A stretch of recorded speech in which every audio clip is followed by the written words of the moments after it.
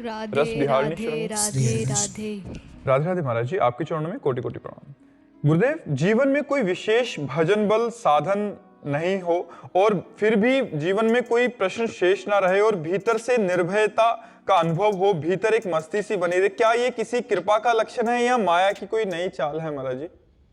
देखो, भजन छूटे तो हम कुछ नहीं मानते। हानि हरिवंश के नाम अंतर पड़े, लाभ हरिवंश उच्चरित वाणी। इस मन का कोई भरोसा नहीं कि कब शांत है, कब अशांत है, कब ये निर्विषय हो, कब ये विषय है। बड़े बड़े सिद्धों को धोखा दे जाता है ये मन। इसलिए हमारे मन का थर्मामीटर कि ठीक है कि नहीं, भगवद स्मरण है। अगर हमारा भगवद स्मरण चल रहा है तो सब ठीक है। कहे हनुमंत विपत्ति प्रभु सोई, जब तो सुमिरन भजन न होई। निर्भयता तो आतंकवादियों को भी है, ये निर्भयता नहीं चाहिए।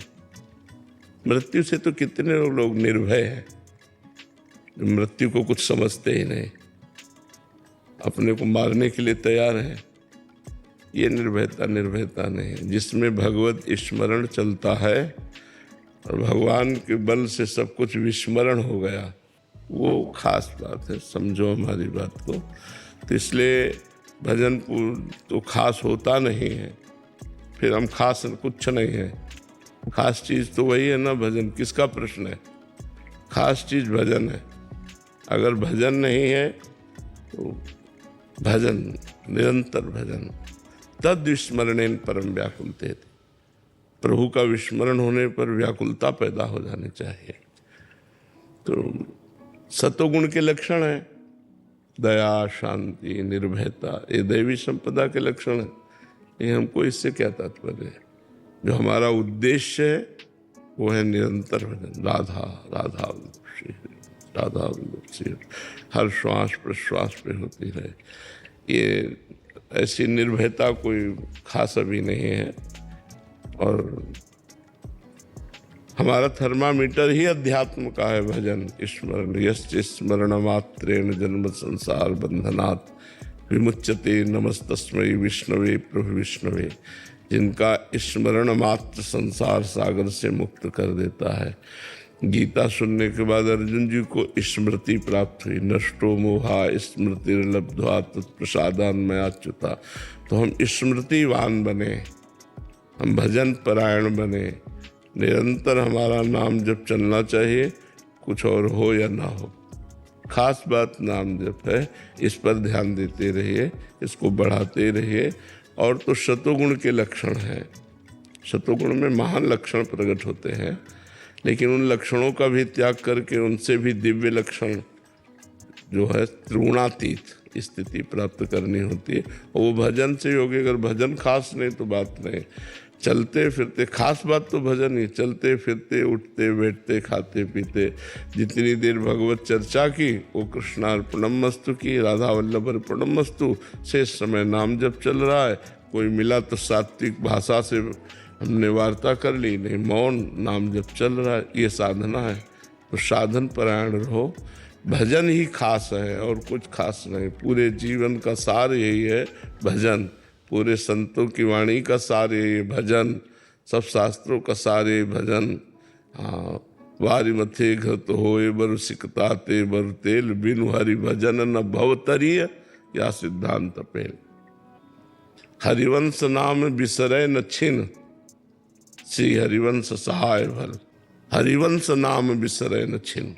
एक क्षण के लिए नाम विस्मरण न हो तो हरिवंश की सहायता हो रही है, हमारा काम हो जाएगा। नाम बस खास बात है। नाम वाणी में सेवक शरण सदा रहे, अनत नहीं विश्राम। वाणी श्री हरिवंश की, कह हरिवंश है नाम। या चतुरासी जी चल रही है या नाम जब चल रहा है, खाली नहीं है। जब भगवत चर्चा कर रहे तो वो भगवत अर्पण कर दिया। शेष समय नाम वाणी में ही हमारा समय जाना चाहिए। समझ पा रहे हो आप? अशोक अग्रवाल जी आगरा से। श्री हरिवंश महाराज जी। महाराज जी, दुख आने पर साधक को कैसी भावना रखनी चाहिए? पहली बात तो ये कि हमारे प्रारब्ध का ही भोग है। जो अशुभ कर्म हैं उनके परिणाम से दुख की प्राप्ति होती है, और जो शुभ कर्म है उनसे सांसारिक सुख की प्राप्ति होती है। शुभ और अशुभ दोनों को नष्ट करने के लिए मानव जीवन मिला है। तो दुख को भोग करके नष्ट कर दें और सुख को बांट करके, जैसे हमें सुख मिला है तो उसे बांट करके, और दुख मिला है तो उसे भोग करके नष्ट। अवश्य में भोक्तव्यम कृतम कर्म शुभाशुभम। तो उस समय विचार करना चाहिए कि हमारे प्रारब्ध जो गंदे प्रारब्ध हैं, जो अशुभ प्रारब्ध है, वो निपट रहे हैं। भगवान की बड़ी कृपा है, अब मैं पवित्र हो रहा हूँ, मैं स्वच्छ हो रहा हूँ, पर ये तभी सार्थक होगा जब नाम जप चल रहा होगा। तो प्रभु का प्रताप, कृपा, प्रसाद अगर हमारे ऊपर है तो हम बड़े से बड़े दुख को आनंद पूर्वक काट सकते हैं। और यदि प्रभु से नहीं जुड़े तो निगेटिव विचार और दुख ये हमको नष्ट कर देंगे, हमको जला देंगे। दुख है और नकारात्मक सोच है, दोनों मार रहे हैं। दुख है और सकारात्मक सोच है तो हम बच जाएंगे। दुख में यदि हमारी बड़ी कृपा भगवान की, दुख देकर भगवान हमको पवित्र कर रहे हैं। अब आगे हमारा मार्ग जो है निष्कंटक होता चला जाएगा। और दुख को सहने की सामर्थ्य नाम जप से आती है। देखो, दुख प्राकृतिक ही आता है, कोई चिदानंद तो होता नहीं, प्राकृतिक ही होता है। शरीर में पीड़ा, शरीर में रोग, परिवार में विपत्ति, मरण, जन्म, जो भी संसार में लाभ हानि, ये दुख होते हैं। और क्या दुख होता है? सांसारिक ये दुख होते हैं। तो प्रकृति जन्य दुख है और परमात्मा जन्य आनंद है, तो बहुत बड़ी बात है ना। तो प्रकृति जन्य दुख अपना प्रभाव तब तक डालता है जब तक हम परमात्मा से जुड़ते नहीं हैं। हनुमान जी ने विपत्ति को विपत्ति ही नहीं माना, भगवद विस्मृति को विपत्ति माना। कहा हनुमंत विपत्ति प्रभु सोई, जब तो सुमिरन भजन न होई। अगर भगवान का स्मरण, भगवान का भजन चल रहा है तो निश्चित मानो आप बड़ी बड़ी विपत्तियों को पार कर जाएंगे। बड़ी बड़ी विपत्तियों को हमने खुद देखा है आंखों से। इतने पैर में कम से कम लाखों कीड़े, मतलब वो सीन हमारे सामने जैसे हम वार्ता कर रहे हैं, और वो एकदम शांत और मुस्कुराते। यही हितधाम में हम रहते थे, तो एक पैर के बल लंगड़ा के चल रहे तो कीड़े टपक रहे थे, इतने कीड़े थे, और मुस्कुरा रहे थे। जब बात करो तो ऐसे नॉर्मल बात कर रहे, उनका गजब हो गया यार। एक चींटी काटे तो यहाँ बेचैनी पैदा हो जाएगी। लाखों कीड़े चुन रहे हैं उसके मांस को, और उसमें कोई फर्क नहीं है। उनका ये राधे राधे राधे राधे राधे। भोजन मिला तो ऐसे भोजन पा रहे नॉर्मल आदमी की तरह, ऐसे बस निकलता था, मतलब, और सहज में सहज। हम मतलब देख के हमें घंटों सहम गए हम देख करके कि यार ऐसी स्थिति कि लाखों कीड़े पैर को जिंदा चुन रहे हैं, और वो आदमी खान पान और मुस्कुरा रहा है, बात कर रहा है। भगवान में बड़ी सामर्थ्य है। सावई मन कृष्ण पदारविंदयो। यदि मन हमारा भगवान के चरणारविंद में लगा है और तन दुखी है तो कोई फर्क नहीं। और यदि मन भी तन में लगा हुआ है तब तो फिर बड़ी समस्या है। फिर तो देखो पूरा संसार व्याकुल है इसी। तो अपने मन को प्रभु में लगाकर दुख को हम सहें, वो हमारा आगंतुक प्रारब्ध है, जो पूर्व में किया हुआ कर्म अशुभ है, उसी का फल है। मितेश जी मुंबई से। श्री हरिवंश। श्री हरिवंश महाराज जी, गुरुदेव भगवान, वृंदावन और निज वृंदावन में क्या अंतर है? वही प्रेमानंद और निज प्रेमानंद में क्या अंतर है? अब इसमें पहली बात तो कोई अंतर नहीं है, और दूसरी बात अंतर है कि जिसे हम प्रेमानंद मानकर शरीर देख रहे हैं वो प्रेमानंद नहीं है। अगर आप सुबह सुबह सूखे हुए मुंह और सिरदर्द के साथ उठते हैं तो ये वीडियो आपकी जान बचा सकता है, क्योंकि ये नॉर्मल नींद नहीं, प्रेमानंद कुछ और ही है। जो हमें इन चर्म चक्षुओं से दिखाई नहीं देगा, लेकिन हम कहते प्रेमानंद है, वो है इसी में। इसलिए ऐसे करना कोई झूठ नहीं हुआ। और जब हम उसका विच्छेद करें, व्याख्या करें उसकी, तो वो अलग भी है। वो वही है और वो उससे अलग भी है। जैसे विराट रूप कौन है? श्री कृष्ण। लेकिन श्री कृष्ण को देखते हुए क्या विराट को देख लिया क्या? उसके लिए भगवान ने दिव्य दृष्टि दी। श्री कृष्ण भगवान के संग अर्जुन रहते हैं, खाते हैं, पीते हैं, सोते हैं, जागते हैं, घूमते हैं, हंसी मजाक करते हैं। लेकिन क्या विराट स्वरूप को देखा उन्होंने? जब भगवान ने अपना विराट रूप दिखाया, तुमादिदेवा पुरुषा पुराणा तुमस्य विश्वस्य परम निधानम वेत्तासि वेद्यम परमं च धाम त्वया ततं विश्वमनंत रूपम वायुर्मोऽग्निर्वरुणा शशांका प्रजापतिस्त्वं प्रपितामहश्च नमो नमस्ते सुशास्त्र कृतव्या पुनश्च भूयोपि नमो नमस्ते। अर्जुन कांप गए। नहीं कांप गए? समझ रहे ना? ऐसे प्रगट वृंदावन और निज वृंदावन यही है, यही वृंदावन है। लेकिन जब वो दिव्य चक्षु दिए, तब भगवान के विराट स्वरूप को देख पाए। ऐसे प्रगट पांच भौतिक मायाकृत जो वृंदावन है, वो तो हम देख रहे हैं। लेकिन इसी में चिदानंद वृंदावन है। वो गुरु कृपा से, रसिकों की कृपा से, चश्मा नित्य बिहार को दियो बिहारिन मोय। भगवत ऋषि जी कहते दिव्य वृंदावन देखने के लिए एक चश्मा मिलता है। वो चश्मा बिहारिन जू, किशोरी जू, क्या प्रेम दृष्टि। वो प्रेम दृष्टि से ओ दिव्य वृंदावन, जहां की लता के पत्ते के तेज के बराबर वैकुंठ का तेज भी नहीं है। राधे राधे वृंदावन राधे दुति राधे। पत्र की उपमा को कछुना है, कोटि कोटि वैकुंठ हो ते सम कहे न जाए। रज की तुल वैकुंठ नहीं और लोक की हिमाय। वृंदावन की लता सम कोटि कल्प तरुणा है, रज की तुल वैकुंठ नहीं और लोक की हिमाय। लता लता सब कल्प दुम पारिजात सब फूल, और वृंदावन जहां प्रिया प्रीतम। अच्छा, ये तो वृंदावन की शोभा। और वृंदावन में विहरण करने वाले युगल सरकार, आप सोच लो, जहां जिनका बन ऐसा सुंदर दिव्य चिदानंद, तो वो कैसे, और उनका प्रेम विलास कैसा।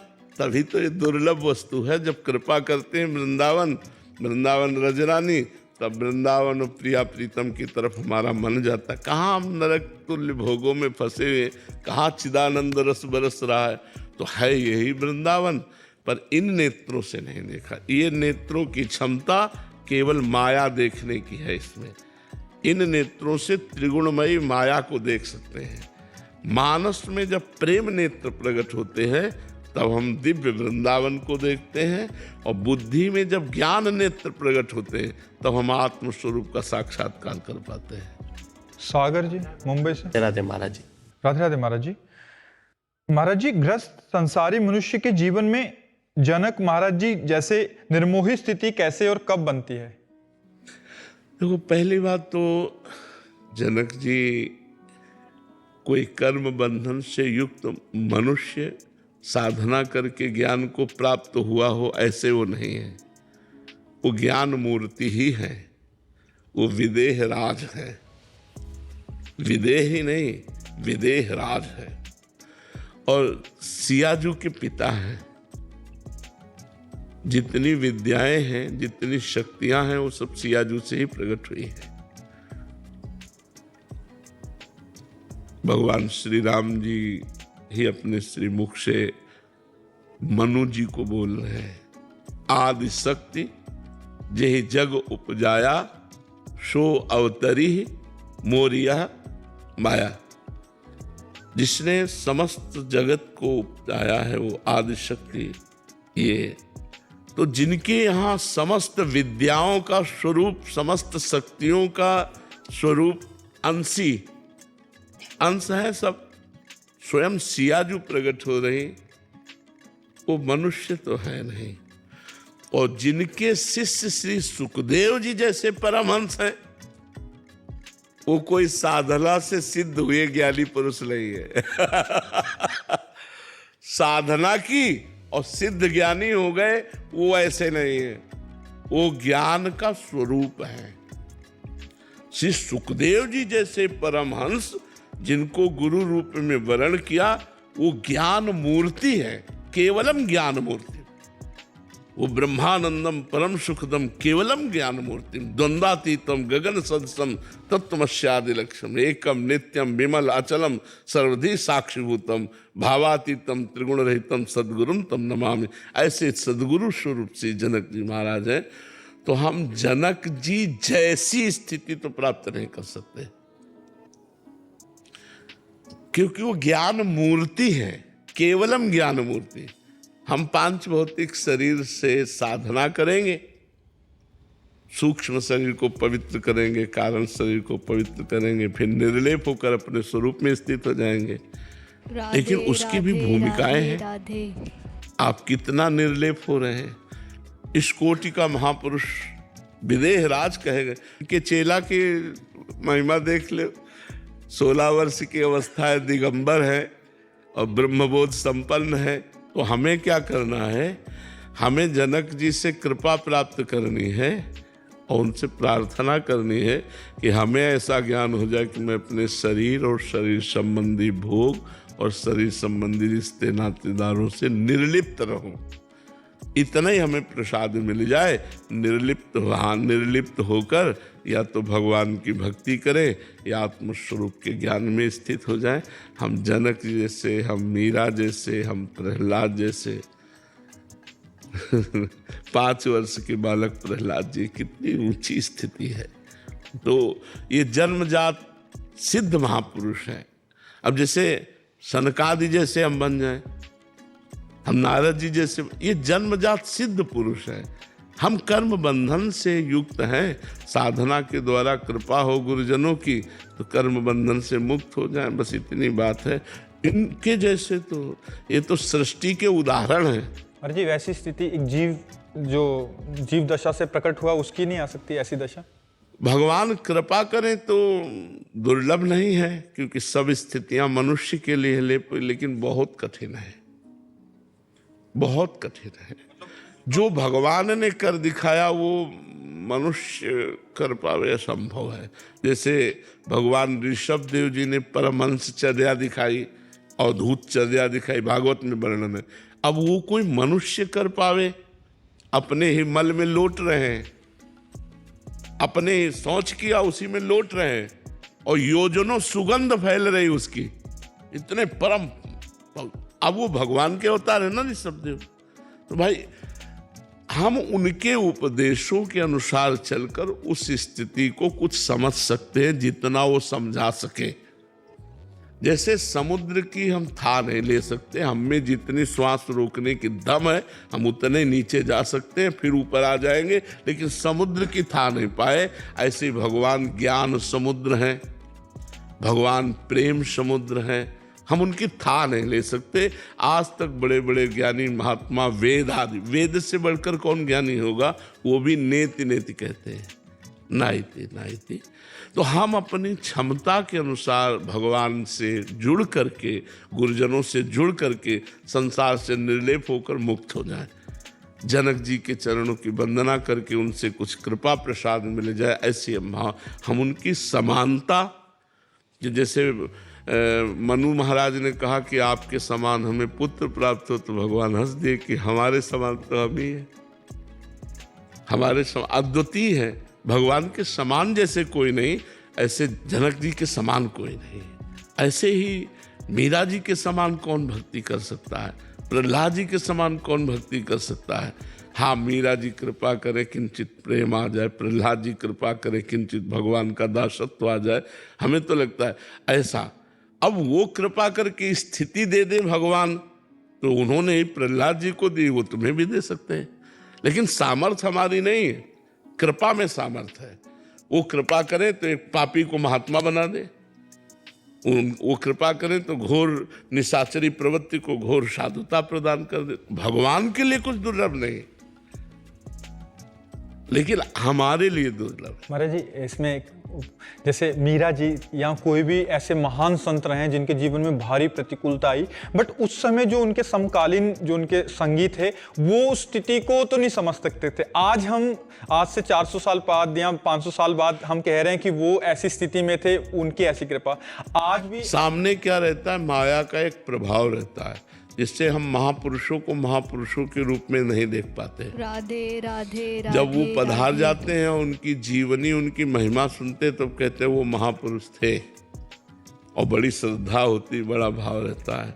लेकिन जब वो सामने रहते हैं तो माया मतलब ऐसी कुछ लीला करती रहती है जिससे ये नहीं लग पाता कि ये साक्षात भगवत स्वरूप हैं, ये महापुरुष हैं। रहे तो बहुत बड़े बड़े महापुरुष हैं। आपके एक सत्संग में सुना था कि जैसी स्थितियां हम सुनते हैं, इससे भी उच्च कोटि की स्थितियों वाले महापुरुष अभी भी विद्यमान हैं, अभी भी धरा पे हैं, बट हम देख नहीं पा रहे उनको। तो महाराज जी, उससे ऊपर की स्थितियां या वैसी आंतरिक स्थिति जो प्रभु में इतना तादात्म्य हो